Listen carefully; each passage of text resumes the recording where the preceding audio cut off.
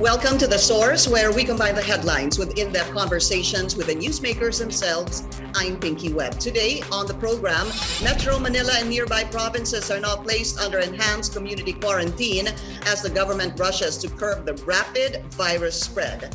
New and active cases of COVID-19 are logging record high levels and hospitals are bearing the brunt. Also, we'll get an update on the presence of several Chinese vessels at the Julian Felipe Reef in the West Philippine Sea. National Task Force COVID-19 Chairman and Defense Secretary Delfin Lorenzana joins us live.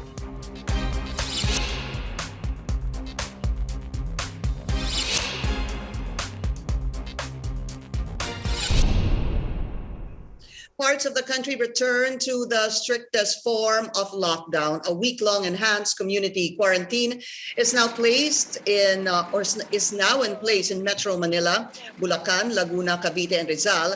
The new restrictions come as COVID-19 cases are still at record high levels. Latest figures show active cases stand at 105,568 and new cases at 9,475, with some laboratories still unable to send their numbers. Let's go straight to the source of the story. We have National Task Force Against COVID-19 Chair and Defense Secretary Delfin Lorenzana. Secretary Lorenzana, welcome to the source and maraming salamat po sa inyong oras. Good morning, Pinky, and thank you for having me today. So, Secretary, let's talk about the ECQ first. Meron ho kasi are criticizing the imposition of ECQ, saying it's as if we didn't learn anything from the past year. Meron naman po yung iba nagsasabi, this should have been implemented sooner nung nakita na po yung pagtaas ng mga kaso, yung mga kaso dito po sa bansa. Para daw, we could have reduced the number of cases. We're seeing an average of about 8,000 cases in the past 7 days. Sir, Secretary, what is your take? Yeah. Ang tingin ko, Pinky, yung timing na natin ay tama lang naman. No? Kasi we had to observe for a couple of days, or several days, yung spike ng new cases. And so we were watching closely, the IATF was watching closely yung pagtaas. And then when it reached 8,000, then that's the time that we acted. So that was siguro 7 days since the start of the spike. And so tama lang timing. And so today we are on ACQ, and hopefully this week we will stem the tide of the rising cases. And let's see, we'll watch what happens next. So, Secretary, palagay niyo ho, government acted at the right time in imposing the ECQ? Yes, because there are actually debate among the ECQ, the IATF members, dahil yung economic team doesn't want to impose ECQ because of the economic health of the country is in jeopardy.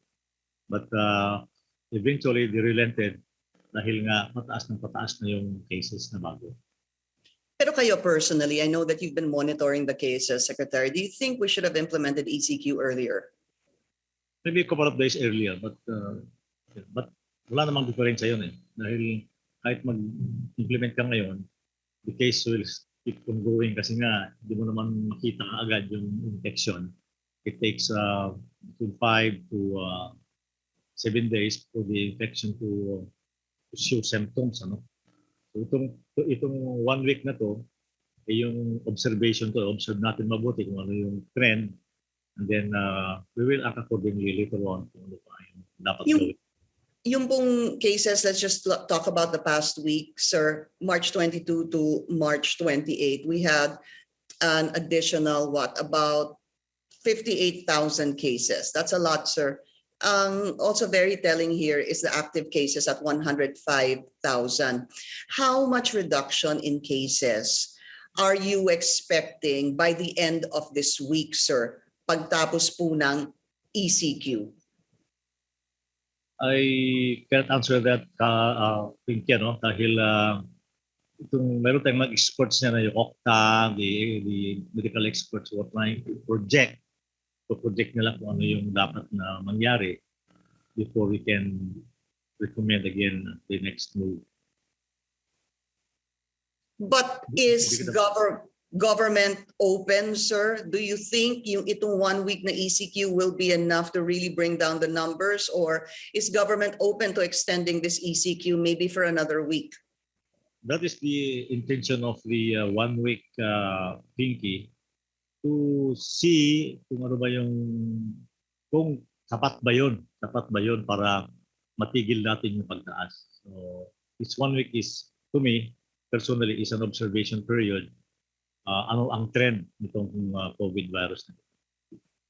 Pero bukas po sakali na i-extend si ECQ. Government is open to do that. Yes, all options are open. All options are open naman on the table ng IATF. So, sir, in hindsight, para po sa inyo, it's been a year.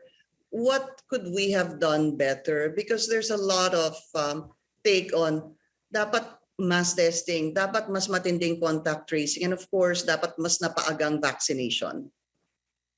Yeah, I think we did the best we can, Pinky, and I think lahat naman ang ginawa natin according to the book, according to what the IATF has decided. Yung IATF kasi is a collegial body, and we discuss a lot of things before we decide on a resolution. So yun ang ginawa namin doon. And looking back, I think we did better than a lot of countries. Yung spike nila is minsan 30,000 a day. Now let us not compare ourselves into small countries like New Zealand or Denmark, who was only about 10 million people. New Zealand is only about 2.5 million people. So hindi natin pwede ikumpara yung population natin dahil yung population ng Manila alone is as big as the population of Denmark. So sabi nila, bakit yung Denmark hindi sila nag-lockdown, blah, blah, blah. Opo. Yung nila, yung patay nila, yung mo, if i-equate mo sa percentage ratio-wise, nanon din kalaki ang patay nila. So let us look into our situation, particularly itong sa atin, dahil special yung atin. We are concentrated in a small area like the NCR. This is 23 million people dito, Pinky, NCR alone. And a lot of these barangays are close together. So napakahirap napakahirap gilin yung virus. Once na punta sa barangay yan, tuloy-tuloy na yan. Testing, Secretary Lorenzana, meron ho bang plano on how many tests will be conducted every day now that we are on ECQ? I have no idea, Pinky, I think I will have to ask the DOH kung ano yung kanilang plano sa testing. Okay, we will skip that. Of course, maybe best to ask testing czar Vince Dizon on that kasi opo, gagamit daw din po ng antigen at bibili daw ng 500 doses of this. That might be too siguro itemized for you, Secretary. Siguro ito, yung contact tracing, has there been any talk on this, sir? Because I'm not sure if any of your friends or your family would have the same feedback. Meron po tayong contact tracing na app, iba-iba. Meron po yung Stay Safe, ano po. Meron din po yung pinapasulat po tayo sa papel. And it seems to a lot of people, wala naman daw tumawag sa kanila na knowing na na-contact nakasalamuhan nila yung isang tao, ano po. What is the plan? Because there has to be an effective and efficient contact tracing. Yan, isa din yan, Pinky, sa malaking debate namin last week dahil nga yung Stay Safe, which is the accepted na yun eh. It was donated by a firm, yung gumawa ng apps na yan, dinonate sa atin. So it was already been accepted by the DOH, the DILG, last week yata. And henceforth, ito na yung ating magiging standard ng contact tracing apps, yung Stay Safe. But the problem before was that kanya-kanya gumawa yung Quezon City, gumawa yung Manila, meron din yung Baguio. So ito pa naman ng mga apps na to na iba-iba, hindi nag-uusap. So yan ang isang handicap natin na hindi natin na-address no. Dahil there was this problem about the donation being accepted by one agency. Until such time the legal opinion said na pwede naman i-accept na donation yun from a company. So ito na ngayon, we will I think we will roll it out all over the country para isa lang yung contact tracing app natin. In fact, ako nag-register na ako sa Stay Safe noong pang September yata or August, nag-register na ako. But this needs to be done, no, Secretary, as soon as possible. I think kahit na siguro bumaba pa yung ating virus infection in the coming days, dapat lahat ng tao meron to. Lahat ng barangay, para mas madali yung natin. Kasi hindi lang naman ito yung emergency na kailangan natin ng apps. And what about, I don't know if you can help us sa financial aid dahil nga po, I understand, of course, sir, that there will only be 3 days of work that will be stopped because Thursday, Friday is our holidays. Pero meron pong 3 araw na hindi makakatrabaho yung mga tao. And number 2, sir, yung informal sector and even the formal sector, so many are going to be affected by this ECQ, yung mga karinderya, canteen, malls, and so many others. What was the talk on aid that will be given to those who will be affected? Magkano po? Hindi ko alam yung exact figure, Pinky, no? Dahil nag-usapan pa yon. It ranges from 1 to 3 yata. So I don't know kung ano yung final figure. We have a meeting after this with the IATF. Pag-usapan ulit namin yan kung anong i-recommend namin sa Presidente. But in principle, it was already approved yata ng Presidente na bibigyan ng cash aid yung apektadong mga families. Is there a number, sir? Ilan ho yung affected? Yung mga nakakuha ng ECQ nung una, sila din yung makakakuha. Yung kasi sila yung nagtatawag natin na very poor families na daily wage earners na pagka tumigil sila magtrabaho ay kawawa naman sila, wala silang makakain. Okay, there has also been talk or suggestions on revamping, even abolishing the IATF. We're going to talk about that after the break. And of course, the vaccination plan of the government. This is The Source on CNN Philippines. Please stay tuned.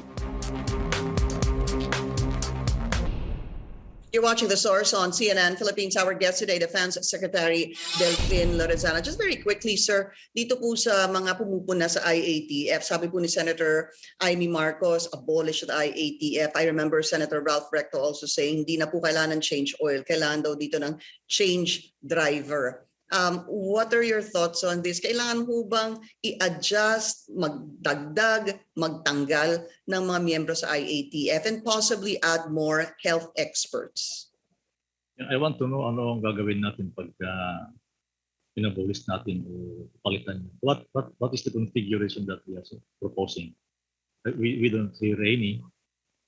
This IATF is composed of all the cabinets of the government, plus some.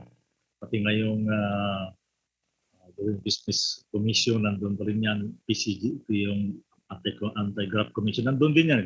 So it's a huge body that is composed of it. So dyan sa body na yan, every idea is being discussed. And dyan, they claim that it is being run by military. Kunti lang kami military dyan yung cabinet. And the bulk of the decision making on the scientific side, so medical side, is being done by the UH with some expert advice from OCTA, from yung Philippine Medical Association, and everything. So we invite them regularly to speak about pandemic, how to do it. So I don't think yun na kailangan Saka nasa midway na tayo nitong pandemic na ito, and we will change course. Sabi nga nila, don't change course at the middle of a race. So wag na natin palitan. Let's talk about the vaccine, sir. 1.5 million, more or less, we have so far in the country. Meron pong padating na 1 million doses from Sinovac. I believe that's supposed to happen today. This will be the first, sir, na binili ng gobyerno. Yes, it's the first purchase. Yes, and meron na pong plan for the vaccination. Tell us more about this because it will be concentrated, I believe, doon sa NCR Plus bubble. Yeah, that was what we agreed upon last IATF meeting last week. Dahil ito nga yung epicenter ng pagdami. Napakarami dito, I think more than two-thirds ng mga bagong cases is coming from NCR. So ang suggestion ni Secretary Galvez, pagdating ng mga bakuna na yan, i-concentrate na natin dun sa mga barangay na maraming cases para at least ma-curb natin yun. It will take time before we can feel that anyway, but mabuti na yung kasama natin na gawin yan.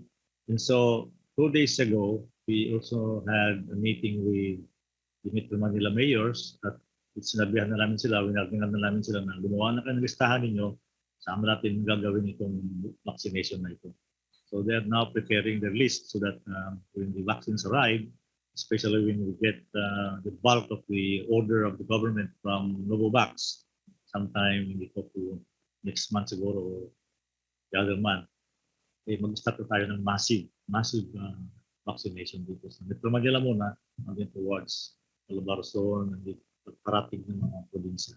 Do you feel that the pace of the vaccination because of the supply, sir, has been slow? Yes.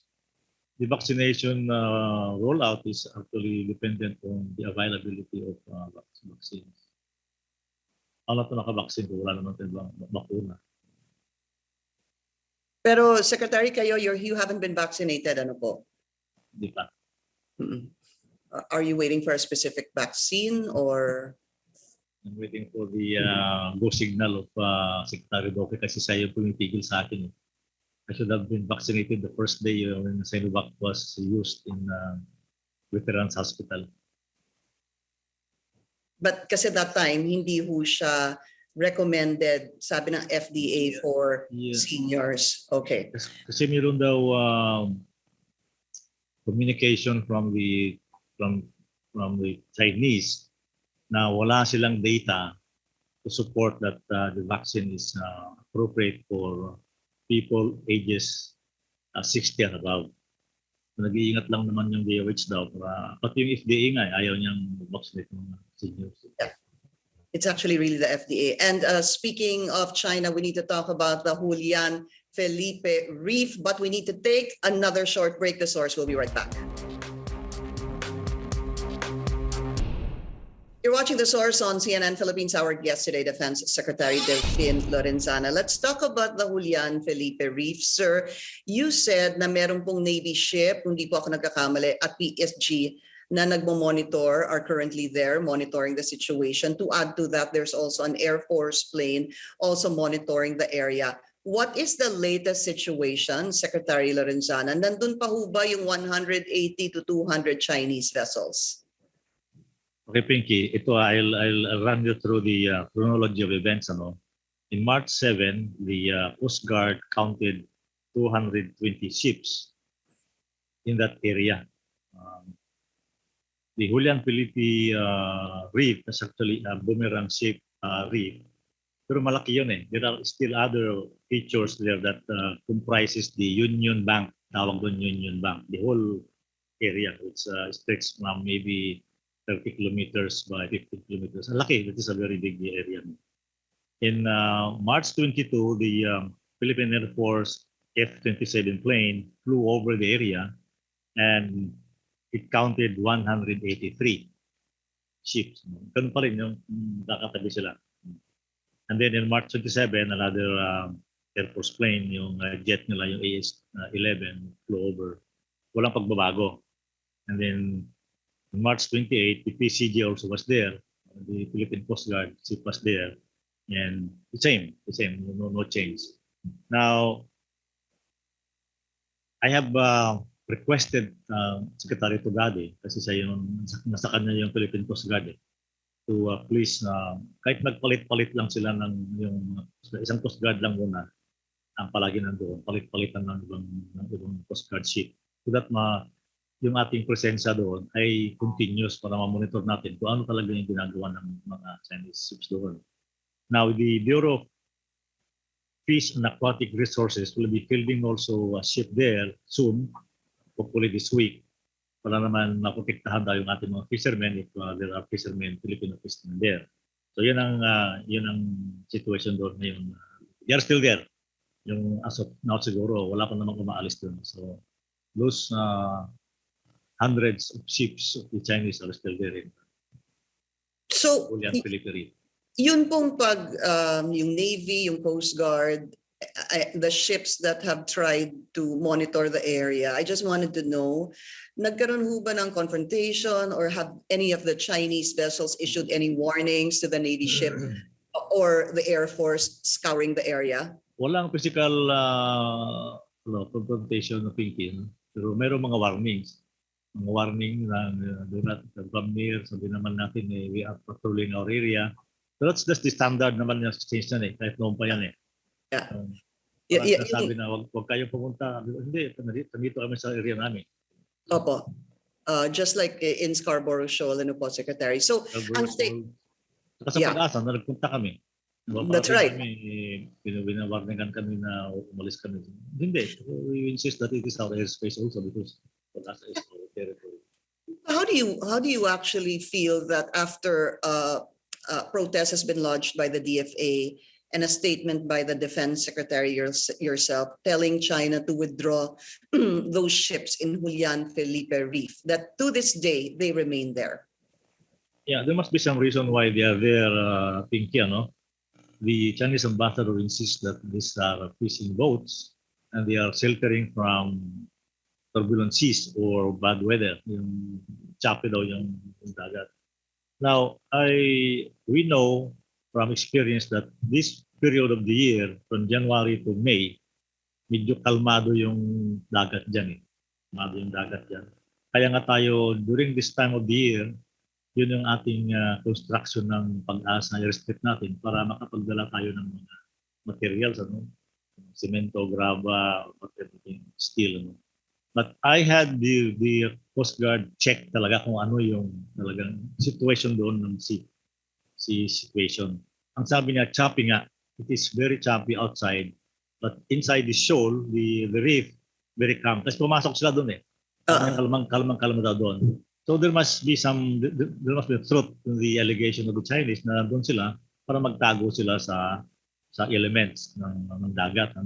Dahil this year is also a fishing season dyan .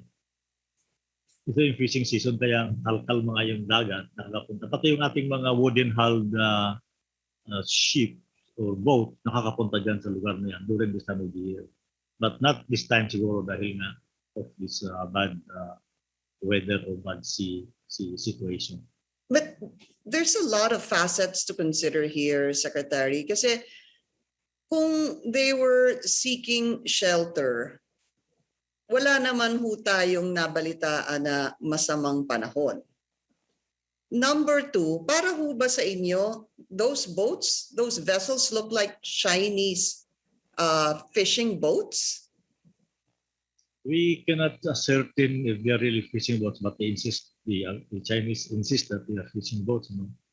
And I even talked to when I was able to talk to the Chinese ambassador about last week, the other week, ang sabi niya, there are thousands and thousands of Chinese fishing boats in South China Sea, sabi niya. And these are just a part of those who are sheltering in this Whitson Reef, Julian Felipe Reef. Part lang yan, sabi niya. Marami kaming fishing boats, thousands all over the South China Sea. So, wala naman silang ginagawang iba kung hindi nakamore lang sila doon. And we are watching closely kung ano pa ang gagawin nila sa susunod na araw. Pero suspect ho ba sa inyo, Secretary, bakit ganun po yung kanilang formation? Kasi if they're fishing, can they actually fish that way? Number two, if they're seeking shelter because they can't fish, because of rough seas, hindi ho ba mas delikado yung ganung formation? Magbabanggaan lang po yung mga naka-formation ng mga vessels in that manner? I've also asked the Navy kung ano ba talaga ito. Sabi nila kung yung dagat kalmado, it's not rough, they can do that side by side. And it so happened that the area there inside the reef is calm. Sabi na ng Coast Guard, kalmado yung dagat doon. So yun, we will take their words for it, but we will verify. We will always verify what they are doing. Ano ko ba ang gagawin nila doon after pagka gumanda na yung panahon kung hindi pa sila aalis. Pero mukha naman maganda ang panahon, ano po? The rough seas are not only dependent on bad weather. Meron ding ibang kanya. Kung yung hangin malakas din yung alon. Not necessarily na tag-ulan, hindi naman yung kailangan para maging rough yung sea. But Secretary, do you reiterate your call for China to withdraw the vessels from Yes, the I do. We keep telling them that tanggalin nyo yun yan because it's alarming the Philippine people. Alarma tayo. There was a suggestion, I don't know if you're open to this, by Senior Associate Justice Antonio Carpio. Why not station a Philippine ship around that area as we did in Ayungin Shoal? Yeah, I think we are going to station a Coast Guard ship there continuously. Coast Guard muna, but our Navy ship will be patrolling the area, the general vicinity of the area. Tayo kasi nating matawag tayo na provoking tayo by bringing our Navy ships in the area. That we will be charged of provoking an incident, saka militarizing the area. So, white ship muna yung Coast Guard muna ang gagamitin natin. Saka yung BFAR, which are civilian ships. Pero to Station 1, sir, are you open to that? Talagang iiwan po doon yung isang barko? Iiwanan doon yung barko katulad ng ginawa natin sa Ayungin. Yes, sir. That's one of the suggestions what we are looking into it. Ano ba talaga ang magandang gawin? Yun ang isang suggestion ng, I think, West Philippine Sea Task Force. Sabi nila kung pwedeng dalhin na natin yung isang tanker doon, ilagay doon. But is it still possible to do that? Kasi yung Ayungin noon, walang tao doon noon eh. Dinala lang natin doon pag sinadsad natin many years ago. Mm. Let's see how this plan will develop. Sir, last question. Has the President met with Ambassador Wang? Ano kung napag-usapan nila about the Julian Felipe Reef? What has the President told you? The President said that